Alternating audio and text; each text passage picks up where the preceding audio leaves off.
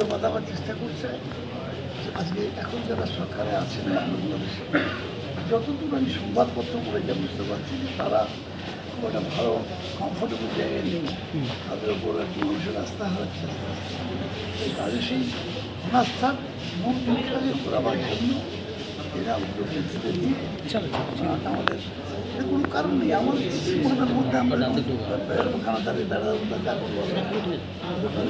করা হচ্ছে তো এটা একটা পরিকল্পিতভাবে করা হচ্ছে হতে পারে, এবং তার পেছনে নিশ্চয়ই আমার মনে হয় অন্যান্য দেশেরও একটা ইন্ধন আছে বলে আমার মনে হয়। দেখো আমার ধারণা যে ভারত সরকারের উচিত আরও পজিটিভ রোল নীরবতা কোনো হতে পারে না, মানে অ্যাকশান হতে পারে না। অ্যাকশান মানে বক্তব্য অ্যাকশান আছে, রাষ্ট্রপতিও আছে, সেখানে যাওয়ার স্কোপ আছে, সরকারে কেন সুযোগ আছে। কিন্তু একবার নীরবতা পালন করছে যেটা কেন্দ্রীয় সরকার, সেটা আমার মনে হয় যথেষ্ট দেশের মানুষের মনের উপর আঘাত করছে।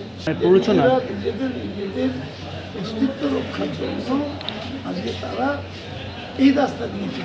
ওখানে প্রচণ্ড ক্রাইসিস চলছে, খাওয়া দাওয়া থেকে শুরু করে যাবতীয় বিষয়ে প্রচণ্ড ক্রাইসিস চলছে, ভীষণ অবস্থা খারাপ। এই জায়গায় দাঁড়িয়ে আজকে নিজেদের অস্তিত্ব রক্ষার জন্য তারা এই রাস্তা নিয়েছে। তারা জানে বাংলাদেশ